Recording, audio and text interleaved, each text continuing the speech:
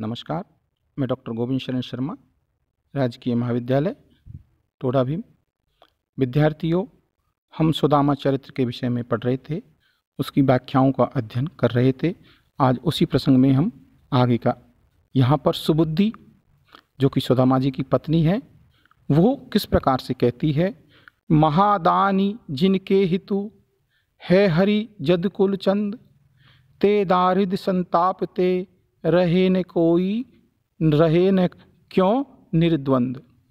इसके बदले में सुदामा जी कुछ कहते हैं, कहो सुदामा बाम सुन वृथा और सब भोग, सत्य वजन भगवान को धर्म सहित जग जोग। आगे सुबुद्धि कहती है कि लोचन कमल दुख मोचन तिलक भाल, श्रवणनि कुंडल मुकुट धरे, मात है ओढ़े पीत बसन गरे, मैं बैजंती माल, शंख चक्र गदा और पद्म धरे हाथ हैं। कहत नरोत्तम संदीपन गुरु के पास, तो मैं हूँ कहत हम पढ़े एक साथ हैं। द्वारिका के गए हरिद्वारिद हरे पिए, द्वारिका के नाथ वे अनाथ के नाथ हैं। अब इसका प्रसंग हम किस प्रकार से लिखेंगे या संदर्भ किस प्रकार से लिखेंगे, उसके ऊपर हम पहले विचार वर्ष करते हैं। ये प्रस्तुत अंश है खंड काव्य, यानी सुदामा नरोत्तम दास स्वामी द्वारा रचित सुदामा चरित्र के खंड काव्य से लिया गया है।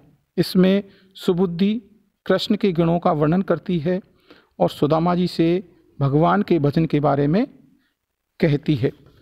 जब सुदामा ने भगवान का भजन करने, धर्म सहित जीवन यापन करने की बात कही, तो सुबुद्धि कृष्ण की विशेषताओं का उल्लेख करती है और आपके द्वारिका जाने पर वे आपकी गरीबी दूर कर देंगे, ऐसा विचार रखती है। इस प्रकार की बातें प्रसंग में या संदर्भ में आनी चाहिए। अब इसकी हम व्याख्या किस प्रकार से करेंगे। यहाँ पर पहले सुबुद्धि कहती है कि यदुकुल के चंद्रमा और यदुकुल के श्रेष्ठ भगवान कृष्ण महादानी हैं और हित करने वाले हैं। ऐसे कृष्ण जिनके हितैषी हों, वे गरीब और कष्टों से चिंतित कैसे रह सकते हैं। सुबुद्धि कहना चाहती है कि कृष्ण जैसे मित्र रहते आपकी गरीबी और कष्ट एक क्षण में दूर हो सकते हैं। सुदामा ने कहा, हे बामा सुनो, सच्चा सुख तो भगवान का भजन ही है। संसार के सारे सुख भोग तो भगवत भक्ति के सम्मुख तुच्छ हैं। इसलिए सत्य स्वरूप भगवान का भजन और धर्म का आचरण करते रहना चाहिए।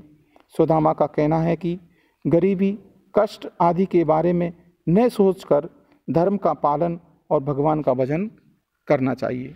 लेकिन आगे सुदामा जी की पत्नी सुबुद्धि कहती है कि कमल नयन भगवान दुख दूर करने वाले हैं। वे माथे पर तिलक, कानों में कुंडल, सिर पर मुकुट धारण करने वाले हैं। वे पीले वस्त्र पहनते हैं, गले में बैजंती माला और हाथों में शंख चक्र गदा तथा कमल धारण करने वाले हैं। आप कहते हो कि संदीपनी गुरु के पास आप साथ साथ पढ़े हो। ऐसे कृष्ण के पास यदि आप चले जाएं तो हे प्रिय, वे आपकी सारी गरीबी दूर कर देंगे। वे द्वारका के स्वामी हैं और जिनका कोई मालिक नहीं, सहारा नहीं, उनके भी स्वामी हैं। सुबुद्धि सुदामा से कहना चाहती है कि द्वारकानाथ कृष्ण के पास जाने पर वे कृष्ण आपका दुख दूर करेंगे। इसके कई आधार हैं, इस बारे में आपको संदेह नहीं होना चाहिए। कहने का मतलब है यहाँ पर सुबुद्धि और सुदामा इन दोनों के विचार विमर्श भगवान कृष्ण के विषय में हो रहे हैं। अब इसमें हम टिप्पणी किस प्रकार से लिखेंगे। कभी यहाँ पर सुबुद्धि और सुदामा के अनुरूप की बातें कर रहे हैं और इसकी भाषा ब्रजभाषा है, शैली संवाद शैली है और इसमें दोहा छंद का प्रयोग किया गया है। यहाँ पर सुबुद्धि ने पत्नी होने के कारण कष्ट पाते हुए अपने पति को हितकारी सुझाव दिया है, उसकी बातें तर्क संगत हैं। श्रीमद् भागवत में सुदामा की पत्नी का नाम नहीं दिया गया है। बुद्धि संगत बातें सुझाव देने, सुदामा को द्वारका जाने के लिए प्रेरित करने की दृष्टि से कवि ने सुदामा की पत्नी को सुबुद्धि कहा है। इसमें अनुप्रास और यमक अलंकार है। कवित्व छंद की यति यति यति उचित है, कहने का तात्पर्य है। अगर ये सारी बातें हम लिख देते हैं तो प्रसंग, व्याख्या और संदर्भ सहित सारी बातें इसमें आ जाती हैं।